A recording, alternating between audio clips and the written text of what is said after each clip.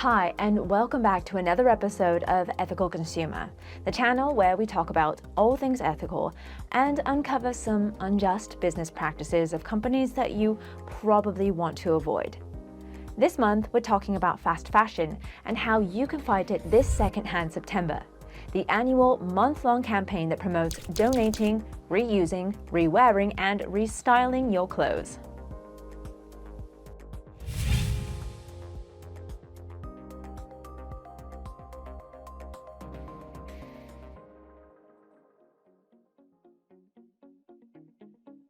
Fast fashion is fast in a number of senses. The changes in fashion are fast, rate of production is fast, the customer's decision to purchase is fast, delivery is fast, and garments are worn fast, usually only a few times before being discarded. This profit-driven, impulsive reliance system is having a severe environmental and socially damaging effect on our planet, and it's growing at a tear-jerkingly fast pace too. Shein releases roughly 10,000 new products per day, hit a record of more than $2 billion in profits for 2023, and recorded roughly $45 billion in gross merchandise value. Temu appeared on the UK's scene in April 2023 to cash in on ultra-fast fashion, and now, monopolizing bully Amazon is rumored to open a rival discount store this autumn. That's a big problem.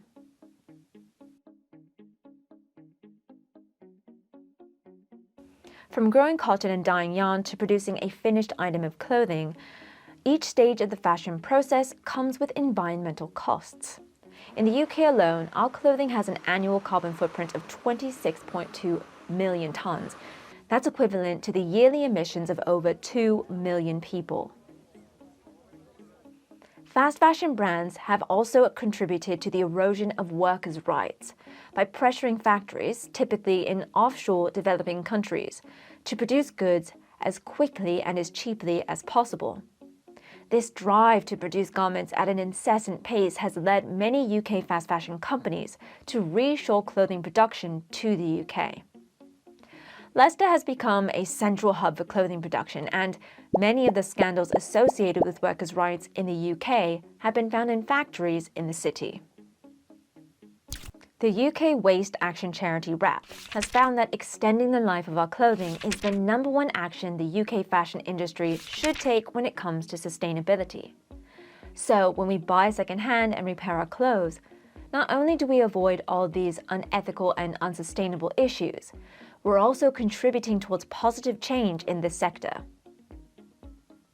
In this video, we're going to look at some of the ways you can shop for secondhand clothes. We'll also share findings from our recent investigation into Vinted and Depop's ethical and environmental records, and take a look at some of the wider political campaigns you might like to get involved with. Before we get started, hit the like and subscribe buttons if you find this information useful. Your support will help us reach as many people as possible.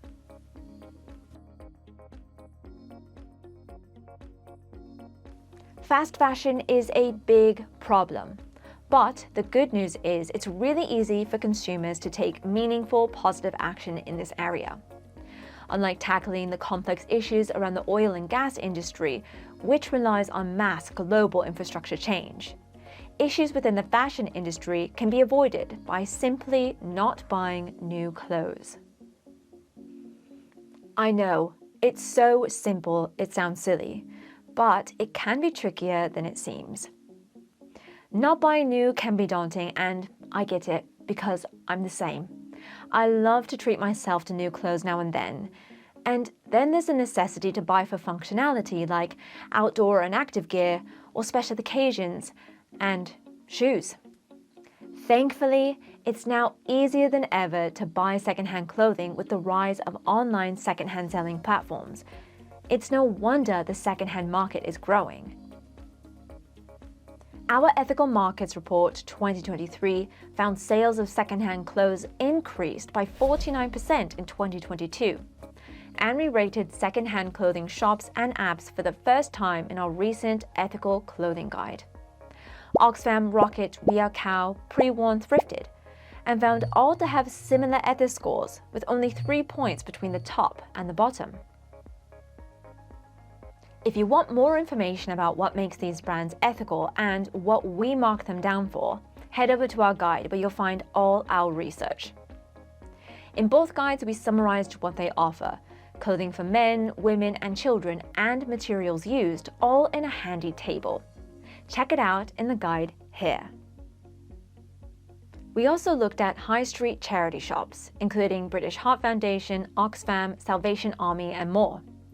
Surprisingly, we discovered that British Heart Foundation, the charity shop with the most stores and third highest income of the 7 we researched, also spends the least on their charity activity. Of their £351.7 million income, a measly 29% was spent on charitable activity. Oxfam is really showing British Heart Foundation up here. Oxfam has the second largest number of stores and an annual income of £373 million. Yet they spent a whopping £230.9 million on poverty relief. That's 70% of their total expenditure on charitable action. Find out how the other 5 charity shops compare in the guide here. We didn't stop at charity shops. We also investigated new online selling platforms and apps Depop and Vinted. Both failed to provide detailed reporting, especially regarding transparency in their efforts to cut emissions and uphold workers' rights. Find out what else we discovered in issue 207 of Ethical Consumer magazine, where we ask if secondhand can kill fast fashion. You can read it online now, here.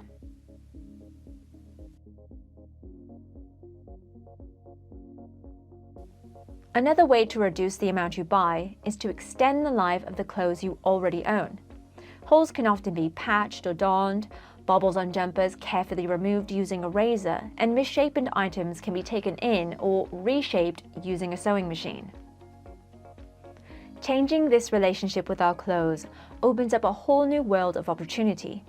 You can learn a new skill in repairing clothes, meet like-minded people, and deepen your connection with your local community by supporting your local seamstress and cobblers.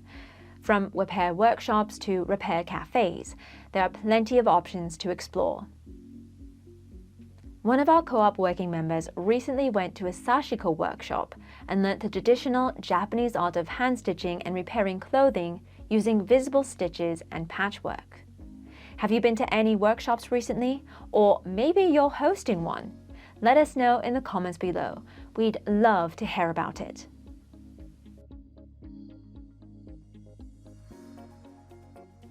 Another great way to make a difference in the fashion industry is to get involved with a campaign.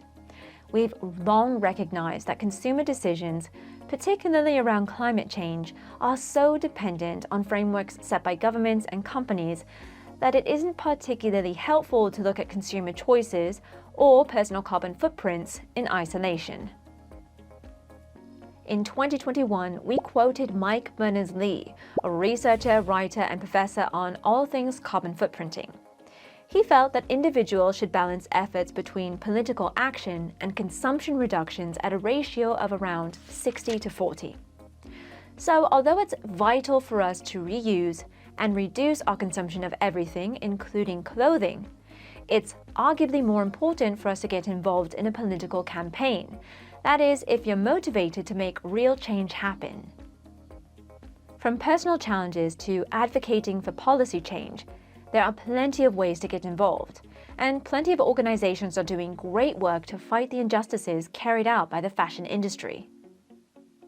These include Say No to Shein, a campaign that calls on the UK government to intervene to block Shein's application to list on the London Stock Exchange pending a thorough investigation into Shein's labour practices, environmental impact, and tax arrangements.